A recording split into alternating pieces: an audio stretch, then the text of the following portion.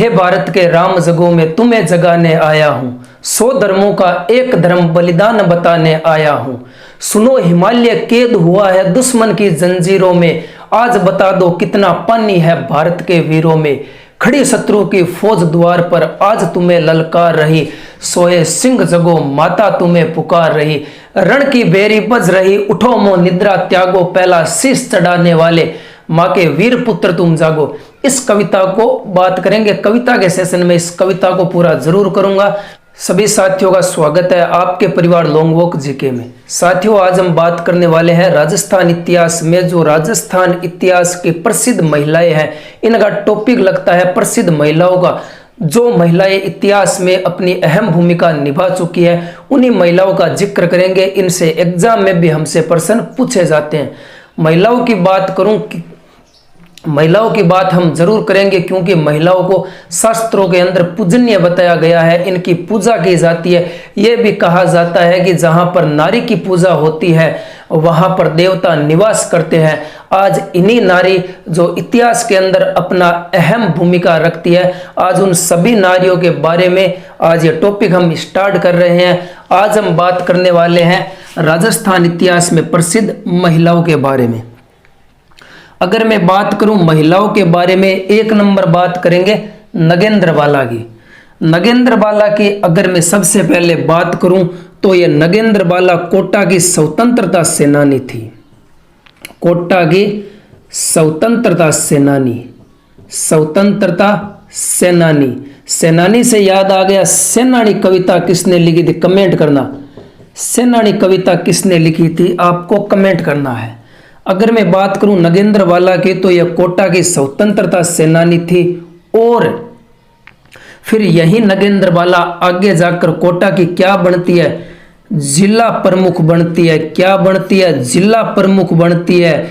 राजस्थान में अभी तक नगेंद्रबाला के समय तक कोई भी जिला प्रमुख महिला नहीं बनी थी, इसीलिए नगेंद्रबाला राजस्थान की प्रथम जिला प्रमुख थी।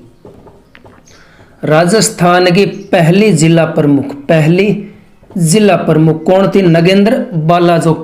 जो किस जिले की बनती है जिला प्रमुख? तो कोटा जिले की जिला प्रमुख नगेंद्रबाला बनती है और नगेंद्रबाला ही राजस्थान की पहली महिला जिला प्रमुख बनती है।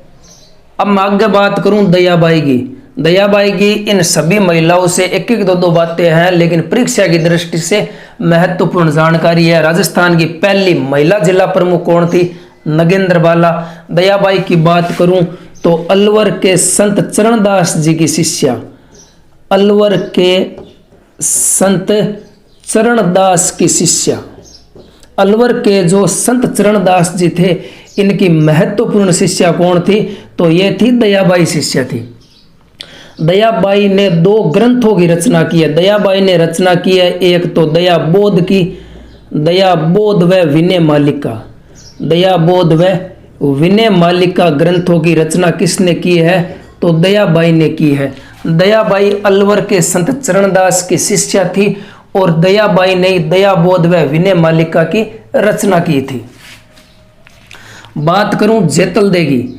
जेतलदे याद आया थोड़ा, जालोर के शासक कान्हड़देव चौहान की पत्नी, जालोर के शासक कान्हड़देव चौहान की पत्नी, कान्हड़देव चौहान की पत्नी।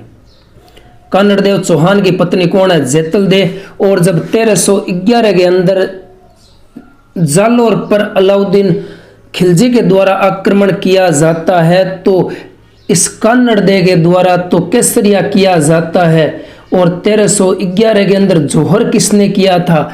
तो जेतलदे ने जोहर किया था। किसने किया था जोहर? जेतलदे ने किया था।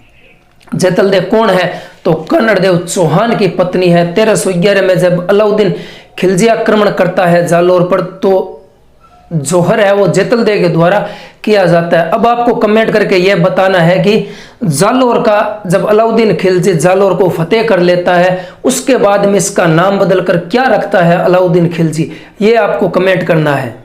अब बात करूं रत्ना शास्त्री की। सबसे पहले रत्ना शास्त्री हीरालाल शास्त्री की पत्नी। हीरालाल शास्त्री की पत्नी कौन है?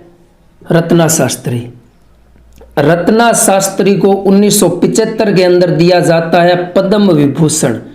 पद्म विभूषण, इस पद्म विभूषण सम्मान से सम्मानित होने वाली राज्य की पहली महिला कौन थी? तो वो थी रत्ना शास्त्री।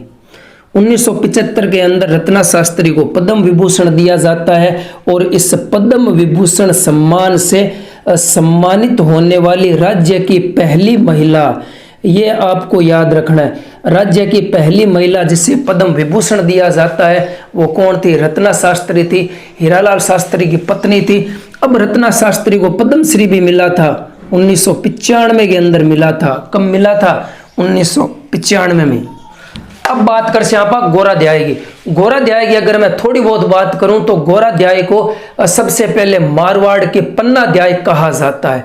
क्यों कहा जाता है? यह पन्नाध्याय कौन थी? यह पन्नाध्याय वही थी जिन्होंने अपने बेटे चंदन का बलिदान देकर उदय सिंह को बचाया था, इसीलिए मारवाड़ के पन्नाध्याय गोराध्याय को कहा जाता है।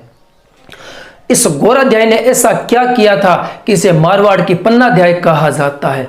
जब औरंगजेब के द्वारा दिल्ली में अजीत सिंह को किडनैप किया जाता है, अजीत सिंह को दिल्ली के अंदर जन्म के समय वहां पर रखा जाता है किडनैप करके औरंगजेब के द्वारा, तो तब इसी गोराध्याय ने अपने पुत्र को उस अजीत सिंह की जगह सुलाकर इस अजीत सिंह को वहां से बाहर निकलवा दिया था और अपने पुत्र का बलिदान दिया था, अपने पुत्र की कुर्बानी देकर अजीत सिंह को बचाया था, जो अजीत सिंह आगे जाकर मारवाड़ की गद्दी पर बैठता है। इसी मारवाड़ की शान को रखने के लिए अपने पुत्र का बलिदान दिया था। इसी गोराध्याय को मारवाड़ की पन्नाध्याय कहा जाता है। इतना आपको याद रखना है। मारवाड़ की पन्नाध्याय, मारवाड़ की पन्नाध्याय किसे कहा जाता है? तो गोराध्याय को कहा जाता है। ये आपको याद रखना है। अब याद रखने वाली कौन सी बातें? नगेंद्र बाला, राजस्थान की पहली महिला जिला प्रमुख नगेंद्र बाला थी। दयाबाई अलवर के संत चरणदास जी की शिष्या थी। इनकी रचनाएं हैं दया बोध व विनय मालिका। जैतलदेव के बारे में इतना याद रखना है कि कानड़देव चौहान की पत्नी, और 1311 में जब अलाउद्दीन खिलजी के द्वारा आक्रमण किया जाता है तब केसरिया तो कानड़देव के द्वारा और जौहर जैतलदेव के द्वारा किया जाता है। रत्ना शास्त्री, रत्ना शास्त्री 1975 के अंदर इन्हें पद्म विभूषण मिलता है। राज्य की पहली महिला जिन्हें पद्म विभूषण से नवाजा गया है या सम्मानित किया जाता है वो कौन थी? रत्ना शास्त्री। उसके बाद में गोराध्याय मारवाड़ की पन्नाध्याय कहा जाता है। क्यों कहा जाता है ये मैंने आपको बता दिया।